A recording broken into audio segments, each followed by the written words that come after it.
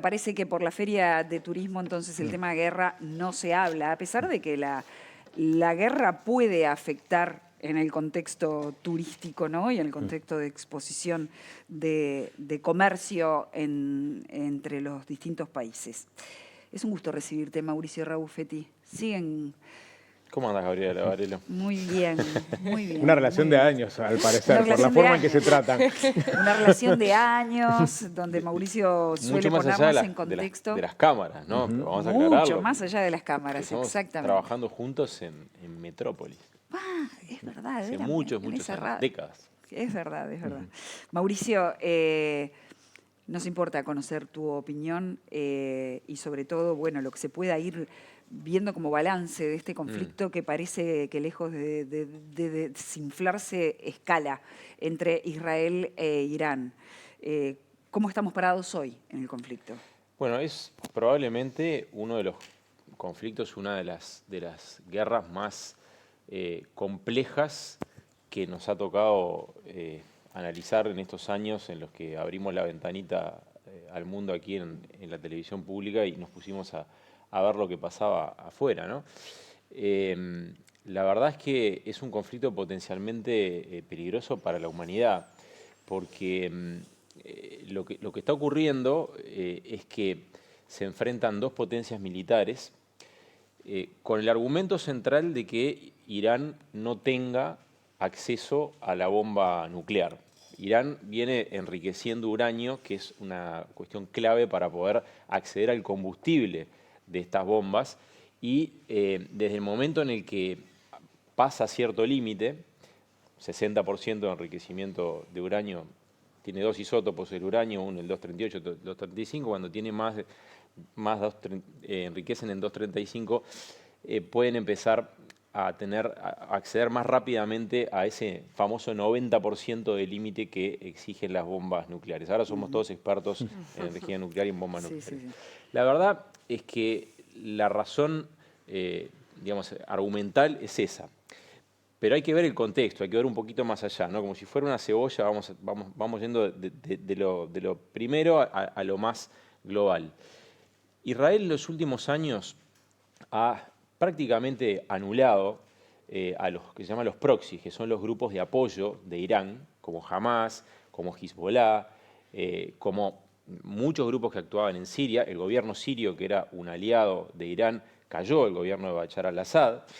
Entonces, Irán se encuentra en una situación de mayor debilidad, militarmente hablando, y además con una presión interna, una presión social interna muy relevante, muy importante, que hace que el momento, con un gobierno norteamericano permisivo con Israel, sea el ideal para que el gobierno israelí lleve adelante algo que denominó, entre comillas, porque es una cita, ataques preventivos, pero que en realidad, claramente, a medida que pasan los días, se ve que tienen por lo menos dos funciones. Una es eliminar la infraestructura nuclear básica de Irán, lo cual es muy complicado porque buena parte de esa infraestructura es subterránea.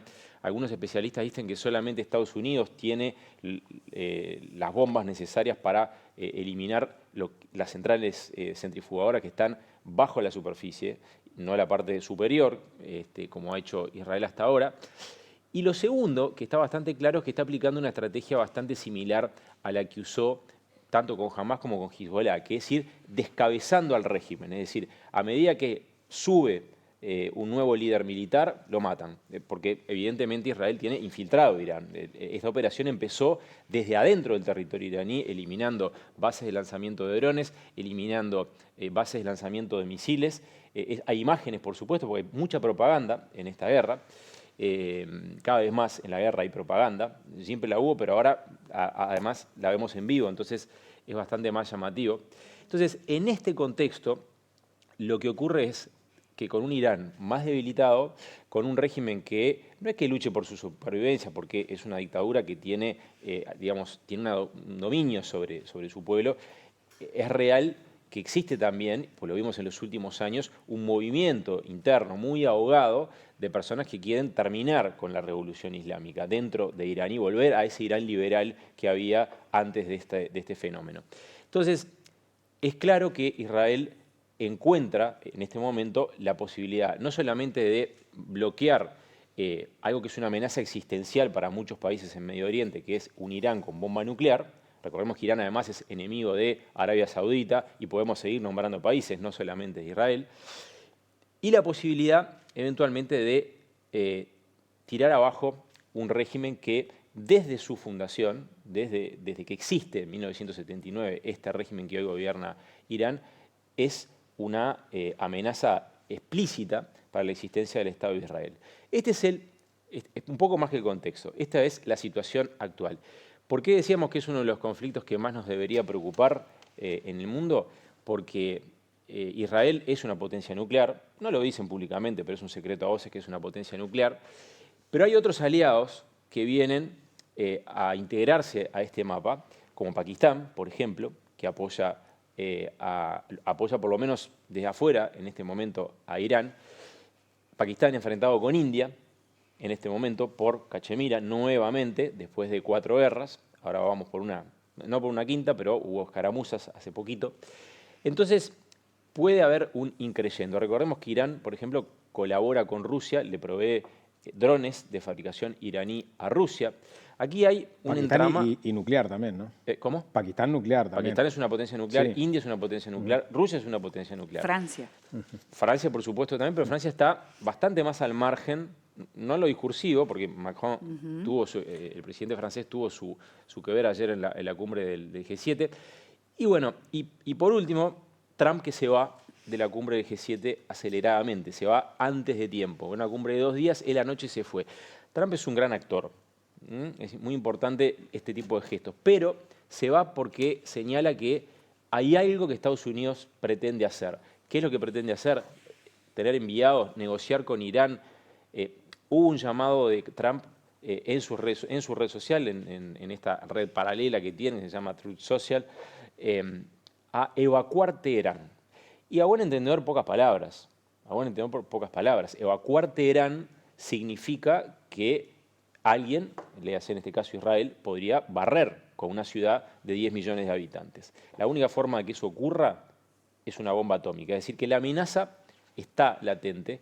Obviamente que no es explícita, pero la interpretación es difícil que sea otra.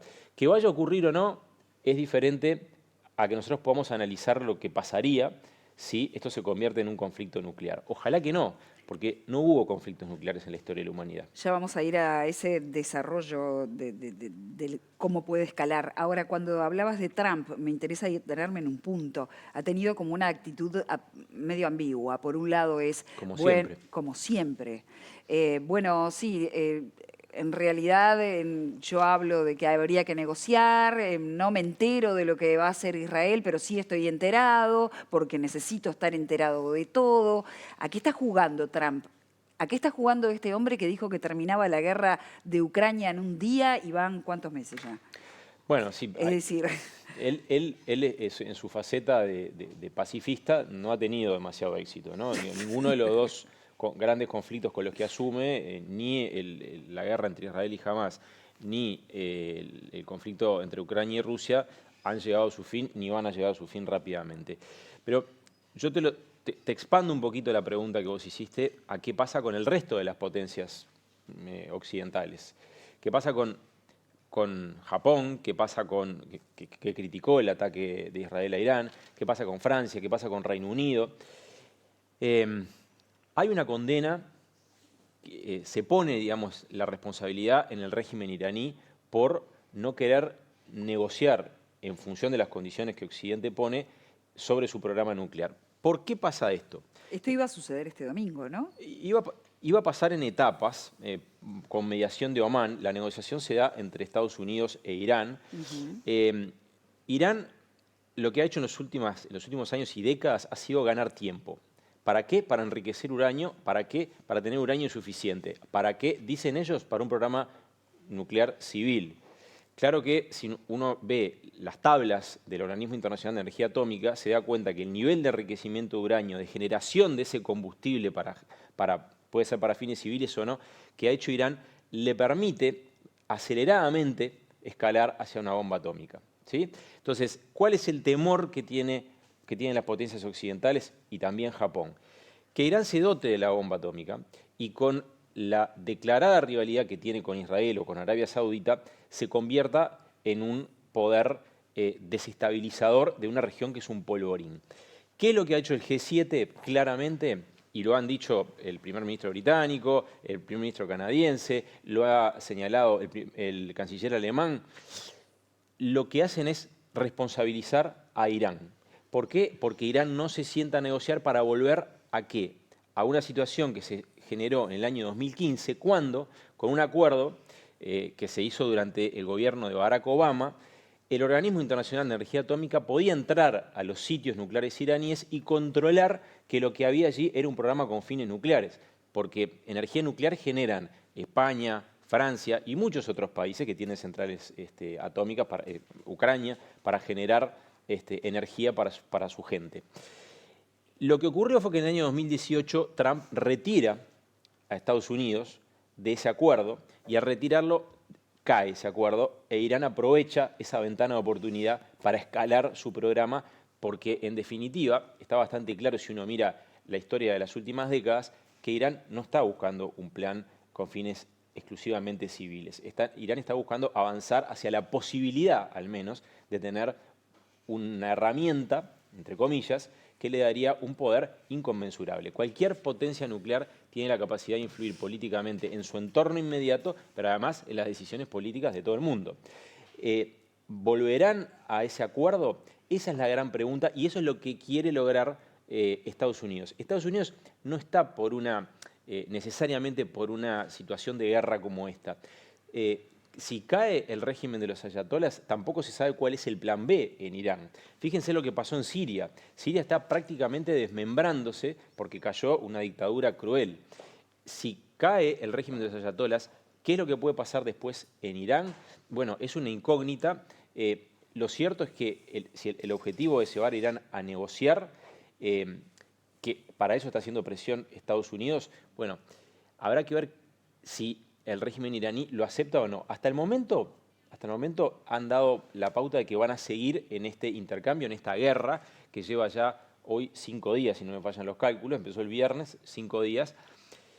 Y bueno, lo que nos queda por ver para adelante, como siempre decimos, tratando de ver, adelantarnos un poquito a lo que está pasando, es si efectivamente en algún punto esta política de descabezamiento, que, paréntesis, ayer el primer ministro israelí Benjamin Netanyahu dijo, si matamos al ayatolá, ¿no?, Ali Khamenei, que es el líder espiritual de Irán, se acaba el conflicto, porque se acaba el régimen. Lo dijo explícitamente, no lo estoy, palabras más, palabras menos, es una cita.